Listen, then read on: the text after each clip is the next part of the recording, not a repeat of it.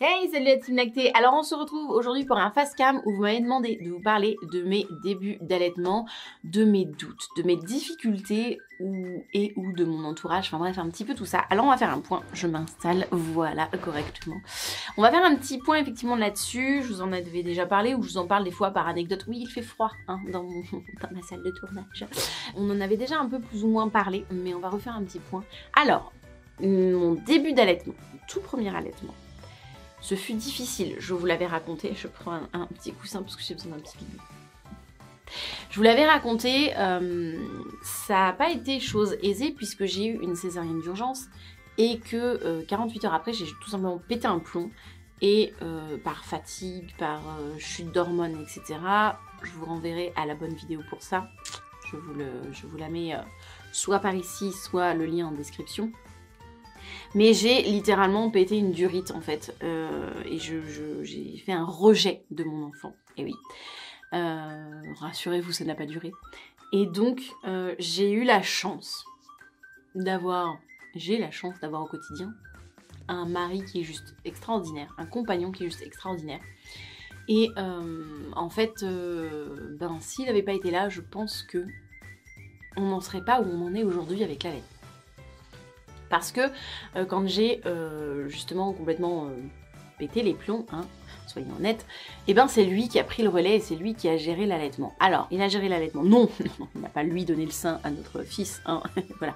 Mais en fait, il a tout simplement, parce que moi je me suis endormie en fait, de fatigue, d'épuisement, de tout ce que vous voulez. Et le fait de dormir déjà m'a fait du bien. Mais en fait, pendant que je dormais, eh bien, mon enfant n'a pas eu de complément, notre fils n'a pas eu de complément. C'est papa qui, moi j'étais donc semi-allongée ou semi-assise comme vous voulez, inclinée quoi. Donc notre fils était sur moi, j'avais un coussin d'allaitement en bas, j'étais bien calée de partout et en fait chéri avait pris une chaise, il était à côté de nous. Et donc moi je me suis endormie et donc papa a veillé notre fils toute la nuit, en veillant à le mettre, non, il le mettait pas au sein, en fait, il m'a expliqué que notre fils donc était à la bonne adresse, hein, dans cette zone-là qui est réservée aux bébés quand ils viennent de naître, hein, je ne le dirai jamais assez, pour ça vous avez toutes mes vidéos pour comprendre de quoi je parle, sinon, il était donc à la bonne adresse, au bon endroit, et en fait ça lui permettait de effectivement glisser, voilà, aller faire du fouissement s'il avait envie de téter sur l'un ou l'autre des deux seins. Et en fait, mon chéri n'a fait que gérer, parce que hein, la gravité c'est tout récent pour un bébé, donc t'as vite fait que d'avoir la tête qui tombe pas au bon endroit.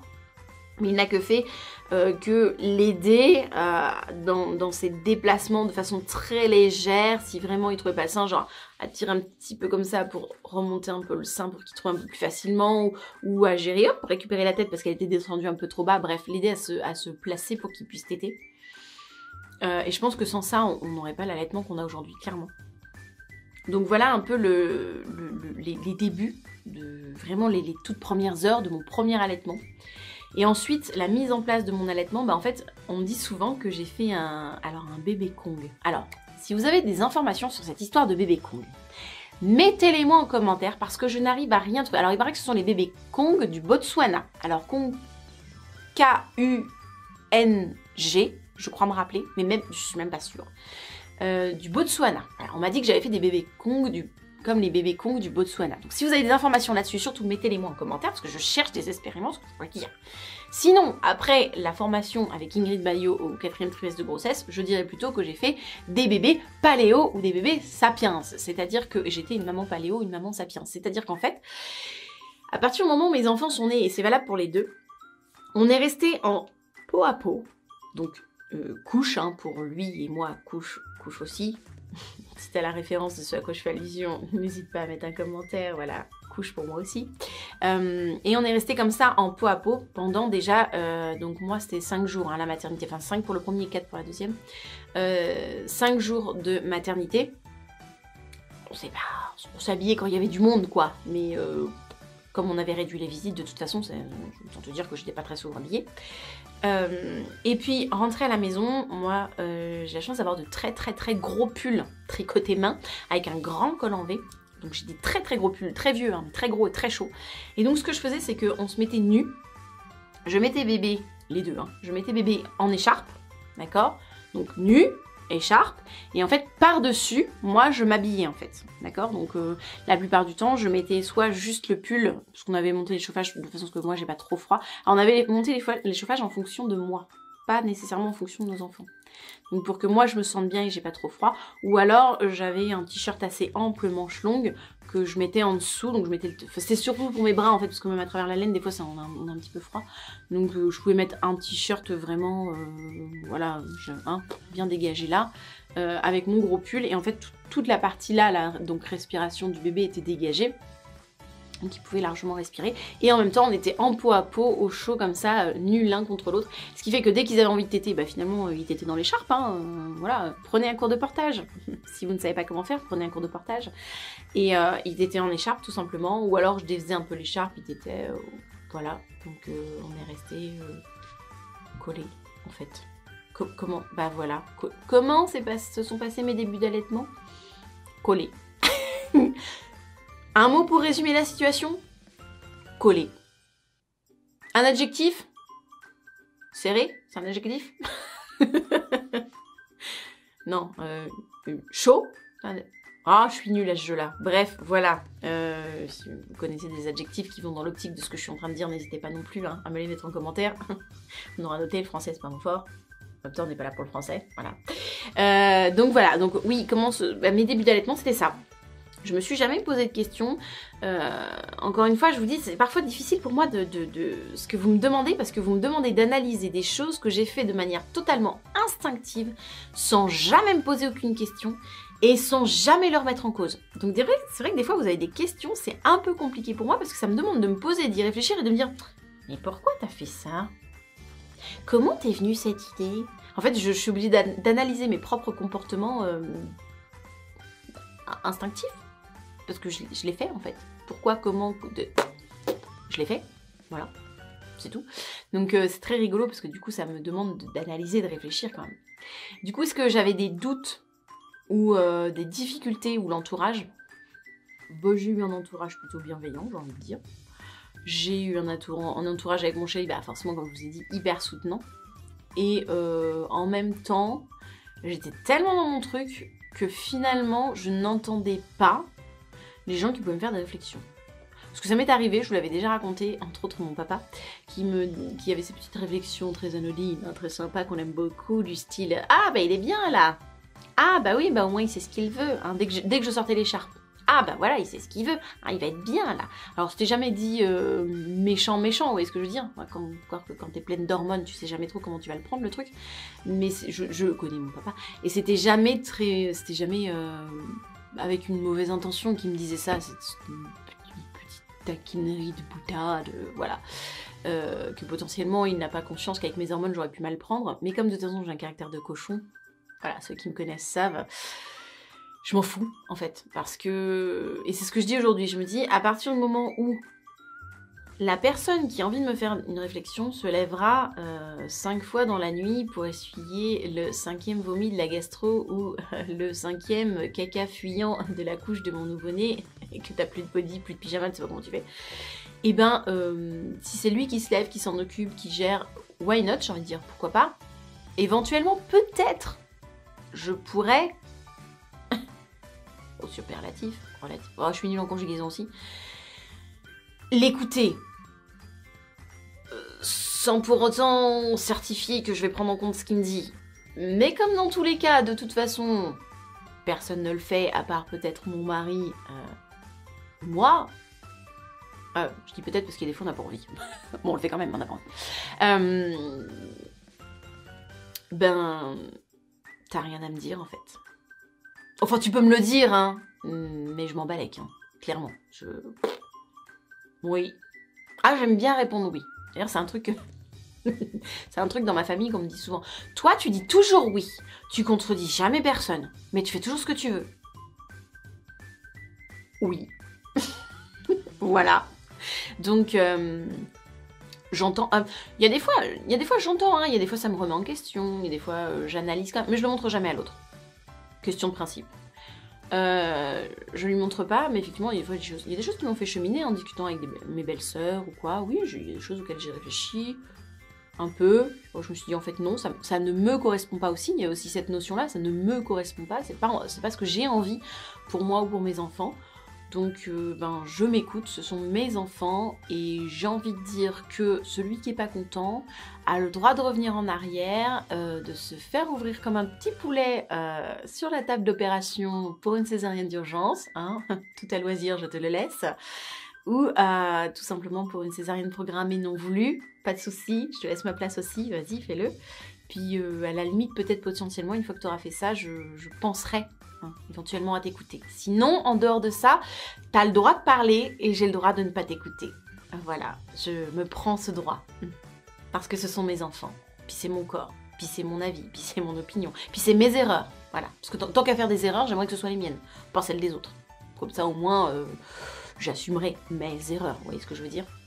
Donc, mais je pense que j'ai un caractère qui fait que de toute façon, d'ailleurs, je pense que je me prends pas énormément de réflexion de l'extérieur, parce que je le porte bien sur le visage en fait, c'est-à-dire que oui, tu peux me le dire, oui, je t'entends, je t'écoute c'est autre chose, mais je t'entends. Oui, non, je vais pas être de mauvaise foi, il y a des choses, je les entends, je les écoute, ça me questionne, j'analyse, des fois je teste, suivant ce qu'on peut m'avoir dit, et puis je vois, ça me convient oui, puis ça me convient pas, j'insiste pas en fait. Ça peut arriver, hein. Mais je me laisse pas parasiter par ça en fait. Je ne me laisse pas parasiter par ça. C'est vraiment une prérogative que j'ai. Et si ça me parasite, c'est simple, je suis en couple. Oh, merveille des merveilles, je suis en couple. Et j'ai la chance d'avoir un compagnon avec qui je peux énormément parler. C'est-à-dire que nous passons 24 heures par jour, de tous les jours, soit 24 heures fois 365 jours par an, excepté peut-être quand je vais aux toilettes ou à la douche. Pardon, je vous emmène dans mon intimité. Mais où on est ensemble, en fait, on est tout le temps ensemble. C'est un choix, j'éclaire ce point, c'est un choix de vie que nous avons fait et que nous assumons et que nous aimons. Et on est toujours en train de se parler, mais toujours en train de se parler. Voilà, et on parle de choses qui fâchent comme de choses qui font plaisir, et on parle de tout. Donc c'est vrai que des fois, je chemine dans mon coin, puis au bout d'un moment, je dis, faut que je te parle d'un truc, là. J'ai une idée, mais à mon avis, j'ai encore fumé, puis je lui parle. Puis on discute. Puis lui aussi, ça le fait cheminer, pourquoi pas? Oui, non, ah, oui. Oui, mais non, parce que ça correspond pas à notre fils. Oui, mais non, parce que ça correspond pas à notre fille. Ah, c'est vrai que, éventuellement... oh, et puis pourquoi pas essayer? Enfin, on teste, hein. Voilà, soyons honnêtes, tous les parents sont de très grands testeurs. Hein. Nous sommes des petits chercheurs, nous sommes des petits savants fous avec nos enfants. Arrêtons de nous mentir, nous sommes des savants fous avec notre enfant, hein. Nos enfants. On teste, voilà, parce qu'on ne sait pas. Voilà. S'il y avait un manuel tout écrit, on le saurait. On a des pistes, bien sûr, on a des théories, bien sûr, et puis il y a la pratique. Hein. Comme disait une femme de renom, avant j'avais des théories et maintenant avant j'avais des principes et maintenant j'ai des enfants. Voilà, qui disait ça, je me souviens plus. Nous avions aussi Florence Foresti qui disait oui, avant les enfants, qu'elle voulait que des jouets en bois, tout ça, puis après elle a eu des enfants. Bref, voilà. Je suis d'accord. Il y a la théorie, il y a les principes, et puis après il y a la réalité. Bon, il y a ceux qui arrivent à faire coller les deux, hein. Pourquoi pas, j'ai envie de dire. Puis il y a ceux comme moi... qui font de leur mieux, voilà, tout simplement, qui font de leur mieux, voilà. Donc l'entourage, il est là, on n'en a pas énormément en même temps, ça aide, je t'avoue, il est là, on discute, ça m'empêche pas d'avoir mes opinions, mes idées, ça m'empêche pas de cheminer parfois sur ce qu'ils vont me dire, puis ça m'empêche pas des fois de dire oui. Ah oui, c'est intéressant, oui. Mais tu sais que s'il dormait dans sa chambre quand même, il dormirait vachement mieux. Peut-être. Non, parce que, mine de rien, parce que les gens aiment bien s'entêter dans leurs idées, vous voyez. Non, parce que mine de rien, s'il dormait dans sa chambre, toi, tu serais tranquille dans ton lit, finalement, tu dormirais tranquille, puis du coup, tu serais avec ton chéri, enfin, vous pourriez retrouver un sommeil, tous les deux, enfin, tu vois ce que je veux dire? Oui, je vois, oui. Oui, ça se tient. Oui, pourquoi pas, voilà. D'ailleurs, des fois, ça énerve les gens parce que je suis trop évasive, en fait. Je leur donne pas totalement raison ou pas totalement tort. Parce que potentiellement, dans tout ce qu'ils vont dire, il y a peut-être un truc qui va être intéressant, vous voyez ce que je veux dire? Pour moi, à m'appliquer à moi, je veux dire. Donc j'écoute. Je suis dans une écoute attentive. Active, pas toujours, mais attentive en tout cas. J'écoute, voilà. Mais au final, je ferai bien ce que je veux de toute façon. Parce que ce sont mes enfants. Ma vie, ma maison, mon toit, mon boulot. Je paye mes impôts, comme qui dirait. Je suis majeure et vaccinée. Enfin, vous voyez toutes ces expressions un peu là... Je ne sais toujours pas d'où elles viennent, ces expressions. Mais effectivement...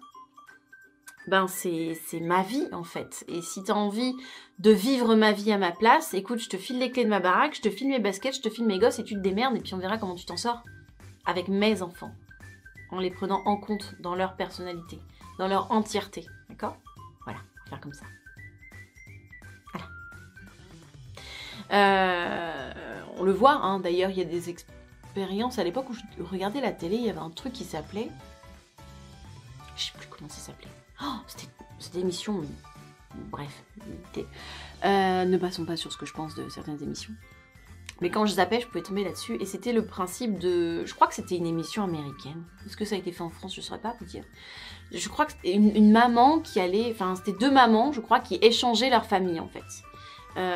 Et potentiellement, dans leur famille d'origine, tout allait très bien, elles vivaient très très bien, tout était, elles étaient bien dans leur vie, vous voyez ce que je veux dire, elles avaient les enfants qu'elles avaient envie d'avoir, elles étaient bien, tout se passait bien, enfin pour elles avaient une bonne vie de famille, vous voyez ce que je veux dire, et elles switchaient comme ça, les mamans allaient dans la famille de l'autre, et des fois on assistait à des trucs.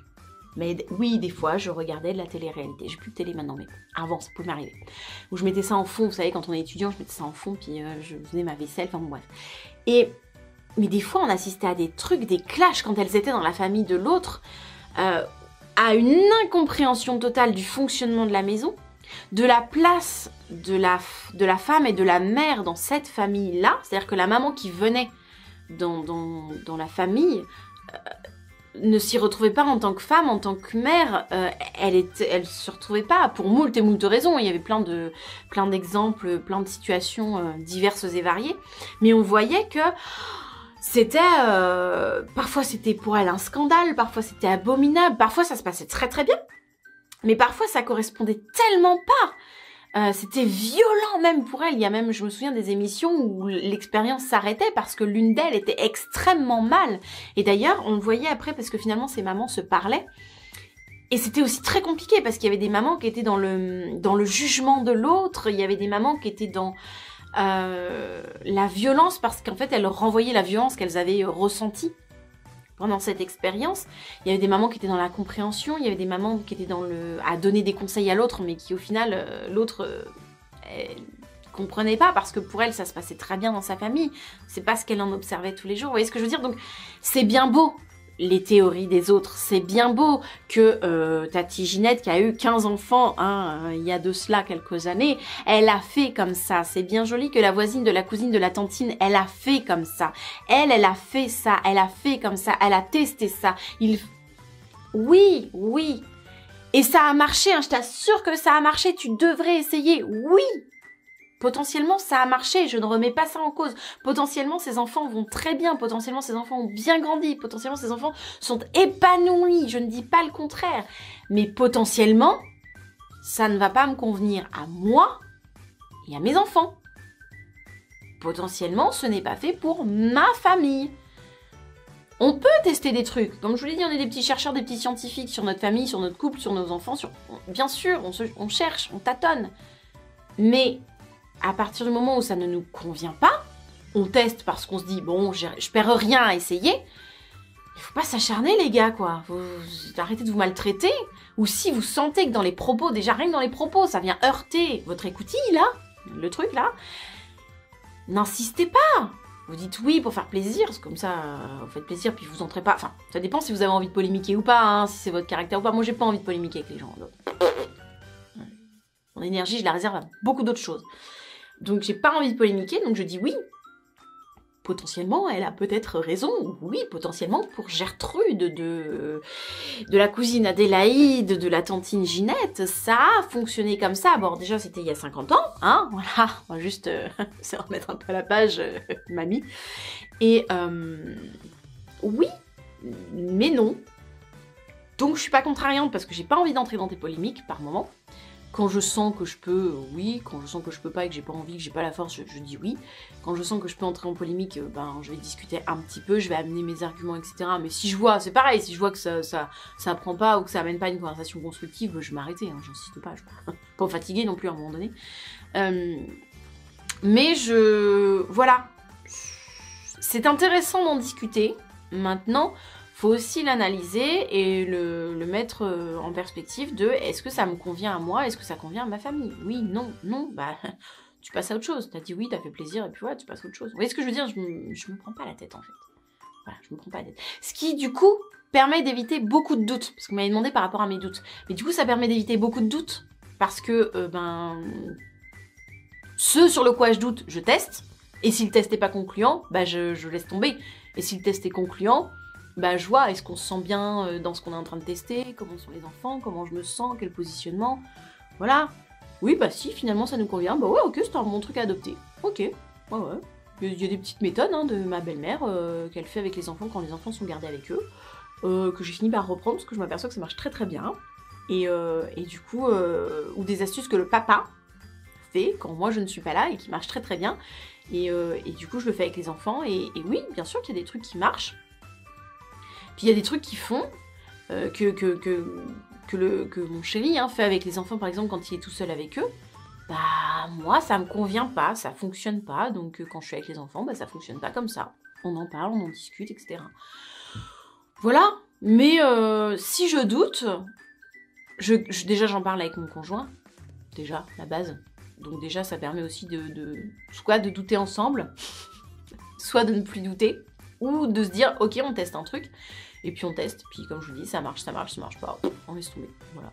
Mais voilà, rappelez-vous que les autres ne sont pas vous, et que vous n'êtes pas les autres, que vos enfants ne sont pas ceux des autres, et que les enfants des autres ne sont pas vos enfants.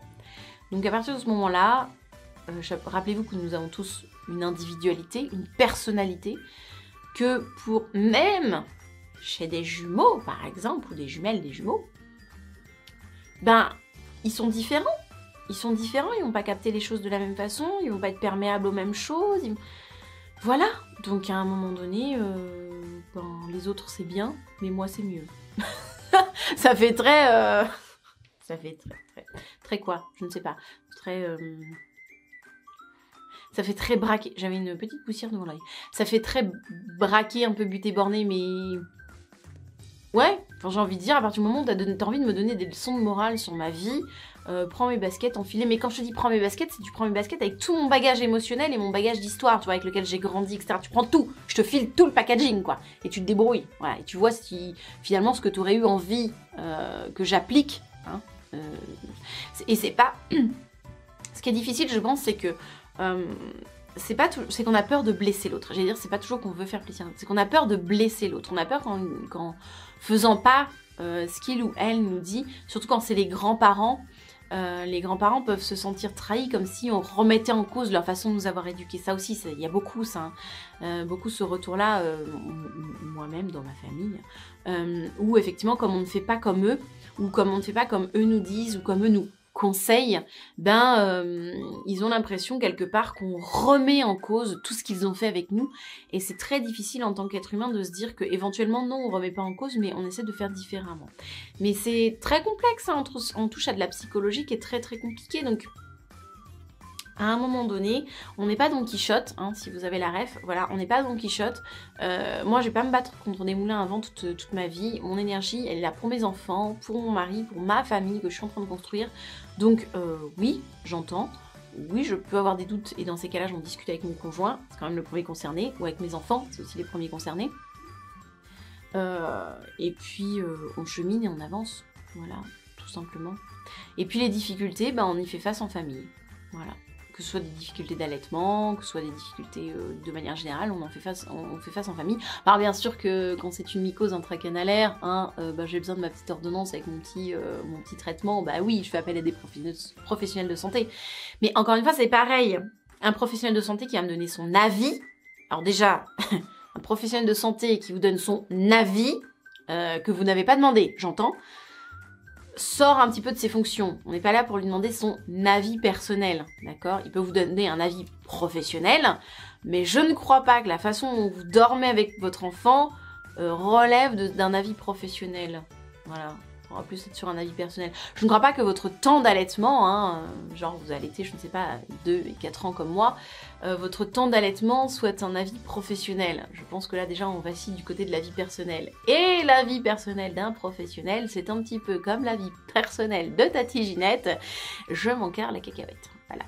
Moi je suis là pour une demande bien précise qui est de l'ordre du médical, paramédical, etc. Et que dans ce cadre-là, évidemment que je l'écoute, hein, c'est un professionnel, il est formé pour ça, il ou elle est formé pour ça. Mais que son avis personnel, à moins de lui avoir demandé, je m'en cogne, voilà. Non mais au bout d'un moment, il faut dire les choses comme elles sont. Je veux dire, je vais pas vous emballer ça dans un papier cadeau. Je veux dire, je m'en cogne, je m'en balance, vous voyez ce que je veux dire? Voilà. Et tout. Je sais pas comment vous faites d'ailleurs, dites-le moi. Mais oui, c'est... Si j'avais envie, enfin, si j'avais eu envie d'un avis personnel, j'aurais demandé, quoi. À un moment donné. Et je vais pas demander. Donc, je m'en passerai. Voilà. Je sais pas comment vous faites d'ailleurs. Ce serait intéressant. Comment vous faites par rapport surtout à l'entourage? Comment vous gérez? Vous leur offrir des cadeaux, hein, des messages subliminaux, genre l'art d'être grand-parent d'un bébé allaité. Je crois que c'est... Le titre est pas exact, mais il me semble que c'est un livre de Claude Didier Jean-Jouot, ça c'est sûr. Mais être grand-parent d'un enfant allaité, enfin je vous remettrai en barre de description la référence du bouquin, mais ça peut être un petit message subtil, par exemple, comme ça a l'air de 3 fois rien, voilà. Ou laisser traîner chez soi des bouquins sur l'allaitement long, voilà, sur le cododo, enfin bon bref, tout un tas de sujets. Voilà, comme ça met dans l'ambiance. Ça peut ouvrir un dialogue, hein, après tout. Mais voilà, dites-vous toujours que c'est votre vie, vos enfants, vos baskets, votre maison, et que si quelqu'un a envie que vous changiez quelque chose par rapport à un conseil qu'il vous donnerait, bah potentiellement, il prend le packaging puis il se met à votre place, quoi. Hein, à un moment donné, ça va. Voilà comment je fais. Sur ce, je vais m'arrêter là pour cette vidéo, parce que sinon je pourrais blablater encore pendant des heures. Mais c'est pas drôle parce que vous me répondez pas en face en même temps. Voilà, donc je vais vous faire des gros bisous. N'hésitez pas à liker, à commenter cette petite vidéo, histoire qu'on continue cet échange et que je ne parle pas toute seule dans le vide en commentaire. Sur ce, moi je vous fais des gros bisous. Je vous souhaite une belle voie lactée et je vous dis à bientôt. Ciao!